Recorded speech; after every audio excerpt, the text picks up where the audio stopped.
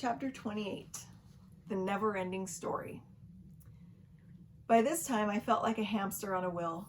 I just kept running and running, but I was getting absolutely nowhere. I could see the final destination in front of me, but I just could not get there. Finally, on day 245, I was able to escape the wheel. After 7 very long weeks, my drain was removed. I had truly learned the meaning of the word loathe. I loathed that drain, and I was beyond ready to move on to the next step in kicking cancer out of my life. Getting rid of that appendage created a huge amount of excitement and relief. Unfortunately for me, my body still had some surprises in store. Don't get me wrong, I like surprises when they come in the form of a party or something fun like that. However, I do not like surprises when they come in the form of a massive infection in my breast. Yay! My drain was removed on a Tuesday afternoon. By Wednesday, my right breast was swollen and a little tender. I had an appointment scheduled for Thursday morning with my radiation oncologist. I decided I would just let her take a look at it and then go from there. I prayed nonstop from Wednesday evening to Thursday morning. Please, please let this be nothing. Please let the swelling go down. Please let her say it's still okay to start radiation. I didn't feel like I could take another setback. I just had to get going with radiation because I absolutely needed to be free of the chain of cancer. It was a chain that I felt was being lengthened instead of shortened, chink by agonizing chink. Unfortunately, this was going to be one of those times where my will was obviously not God's will, which happens more often than not, actually. You would think that I would have learned that lesson by now. My radiation doctor, Dr. Avazonis, took one look at my swollen breast, which was now twice the size of my left one, and said, "I'm sorry, it's a no-go. We need to figure out why that breast is so swollen." I was crushed. I had already given up 8 months of my life to cancer. It was now 7 weeks beyond what I had planned in my own kicking cancer to the curb timeline. I couldn't bear the thought of adding more time. After shedding more than a few tears in the car, I regained my composure and called Dr. Chen to see what she wanted me to do. It just so happened to be a surgery day for her, so she was not in office. I told the nurse what was happening, and she said she would try to contact Dr. Chen and get back to me. When she did call back, I was surprised at what Dr. Chen needed me to do. "Since Dr. Chen is in surgery," the nurse explained, "she was wondering if you could take a picture of your breast and email it to the office. I will then forward it to her, and she can take a look and let us know what she wants you to do." Excuse me? You want me to take a picture of my breast and then email it to you? Have it out there in cyberspace? Well, I guess I can add that to the list of firsts that cancer has brought into my life, emailing someone a picture of my breast. For a very conservative gal like me, it was a highly uncomfortable situation. What other choice did I have, though? My breast seemed to be expanding by the minute, and my skin felt like it was at the breaking point. After weighing the options in my mind, I decided that if taking a picture of my breast was what I needed to do to make things happen, then that is what I would do. I rushed home as fast as I could and barricaded myself in my bathroom. I grabbed my phone and took my boobs first and last selfie. I hit the send button and waited for Dr. Chen's assistant to get back to me. In the meantime, I erased the picture from my phone. I was mortified to think that someone, like one of my kiddos, would ever take my phone, start flipping through my pictures, and stumble across that beauty. That had awkward written all over it. I received a call back in a few hours. Dr. Chen was on her way back to her office and wanted to see me right away. It was about 5 p.m. I felt badly that she had been in surgery all day and was now making a special trip back to the office to see me and my troublemaker boob. But I had to know what the next step would be. Surprisingly, I was pretty calm when I walked into her office. It was another one of those times where I know that I was being carried by unseen hands. It was the only way to explain the lack of a major meltdown. Once again, I found myself sitting in a rose-colored gown, waiting to be seen by Dr. Chen. When she came into the room, she sat down across from me and opened the front of my gown. Before she had even opened it all the way, she said, "You need surgery and you need it tonight. We have to get that expander out of there. There is definitely an infection going on." Wait a second here. Surgery? Right now? That was not on my list of things to do. I haven't prepared for that. I was supposed to be starting radiation, not throwing in an unplanned surgery. Yet again, I was given a not-so-subtle reminder that I was not the one in charge. Mark and I left her office and scrambled to do what was needed to make sure that we had everything we would need for a night in the hospital. We also had to find someone to take care of our kids. Fortunately, both of those tasks were completed quickly, and we were off to the hospital within an hour. I still felt calm, but I think that some of that calm feeling was because I was in shock.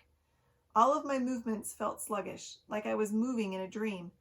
I couldn't remember anything, including important details like what or when I had eaten last. Did I have a salad for lunch? Yes, that sounds right. Did I eat anything after that?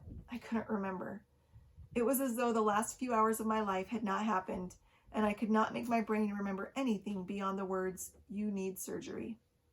After checking in at the hospital, I was taken to the frigid surgery area. My IV was in position, and I was about 5 minutes away from surgery when the anesthesiologist asked me the dreaded question, "When did you eat last?" At Dr. Chen's office, I was confident that the last thing I had eaten was my salad for lunch. Unfortunately, somewhere in between the check-in process and the IV placement, I realized that I had eaten a handful of pretzels on my way out of the door when I left to pick up the kids from school. Everything came to a screeching halt. In order to have surgery, you need to wait at least 6 hours after you've eaten anything, unless it's an emergency, of course. It had only been 3 hours since my pretzel eating binge. Who would have thought that 5 little pretzels could wield such power? I was taken back to a room and forced to wait until the 5 little pretzels had been digested. Arrgh! I couldn't believe it! A speed bump on top of a speed bump. Another nightmare within a nightmare. I was so ready to be done with cancer. As I sat on my bed, sulking a little because of the latest turn of events, I was struck with another problem. At first, it was just a tiny itch on the top of my head. I scratched it and felt relief, but a few seconds later, it was back. Strange. What was going on with my head? Those tiny itches quickly turned into a major sensation of itchiness that spread from my head to my neck and all the way down my back. I tried to scratch the itches, but could not relieve the sensation. It seemed to be multiplying by the second. The feeling was not a normal itchy feeling either. No, normally when I had an itch somewhere, I could scratch it and feel relief. With that particular itch, the more I scratched it, the worse it became. It felt as though 1,000 ants were crawling along the backside of my body, their little legs tap dancing to a painful beat. I seized the nurse's call button and pressed it until my thumb started to turn blue. About 10 minutes later, just as I was about to scratch the last layer of skin off my back, a nurse appeared. "I don't know what's going on," I cried. "I itch all over and it hurts a lot. Is there something you can give me to make it stop?" As it turns out, I was having an allergic reaction to the IV antibiotics they had administered to me. The nurse gave me a large dose of Benadryl, and pretty soon I was in la-la land with not a care in the world. The itching subsided, and the allotted pretzel digestion time had passed. It was time to remove a tissue expander. Dr. Chen's plan for surgery was to remove the expander, clean out all the infection, and decide if it was safe to put the expander back in. As I drifted into the land of anesthesia, I prayed that my body would cooperate, we would be able to stick with the plan. When I woke up in the recovery room, Dr. Chen was standing next to my bed. Her kind face was etched with concern. As I tried to clear the cobwebs in my brain, I had the distinct feeling that something must have gone wrong. Why else would she be there in the recovery room? She explained to me that the surgery went well and that she wanted to be there when I woke up so she could give me a first-hand account of the procedure. She said that there was a lot of infection in my breast. She was confident that she was able to clean it all out, but there was so much bacteria growing on the tissue expander that she was not able to put it back in. I thought, well, that's okay, you just put a new one in, right? Wrong. She continued to explain to me that she could not put a new expander in for fear of there being some bacteria hiding somewhere. It would immediately latch onto the foreign invader, the expander, and then the infection would start all over again. What we need to do now is wait a week, give you a round of heavy antibiotics to kill any remaining bacteria, and then we can put a new expander in, she concluded. Okay, that sounds great. Thanks, I said as I slipped back into my medicated brain fog. Quote from my journal. I woke up to a most unpleasant reality. My right side is gone. My nipple is still there, but it's flat, concave really. I have been completely exhausted today. We didn't get home until 3 a.m. I kept waking up and thinking that this was all a dream. I can't really be missing an expander. I can't really be flat. This is just some terrible nightmare that I'm going to wake up from. But it's not a dream. It's reality, unfortunately." End quote. The cancer pathway I had traveled on had been very bumpy and uncomfortable up to that point.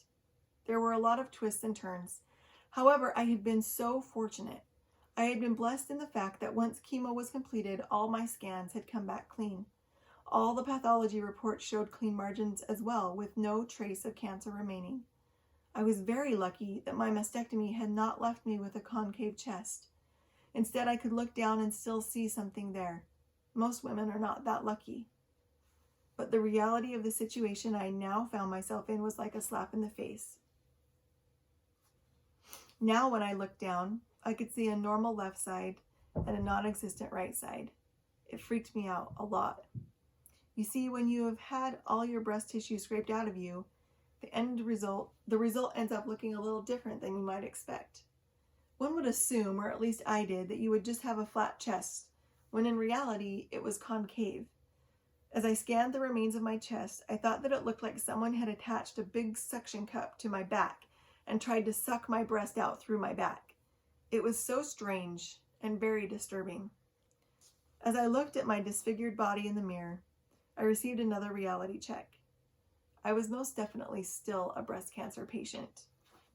That image would be burned into my mind forever, and I feared that it would haunt me for the rest of my life. During the week that followed, I tried to rest up as much as possible. Thankfully, I was not experiencing a lot of pain. I was just extremely tired, but what else was new? I also learned a new skill that week: how to stuff your bra. Surprisingly, I did not attempt that in my preteen years, so it took me a minute to figure out the right way to do it. It took about 3 rolls of gauze, bunched up in just the right shape to fill up the right side of my bra. It was another first to add to the list of firsts that cancer had brought into my life. Okay, time for a checklist. Obnoxious drain removed? Check. Massive breast infection cleaned out? Check. All I had to do now was have a new expander put in, and I would be able to move on to radiation and hopefully get closer to the end of my never-ending story.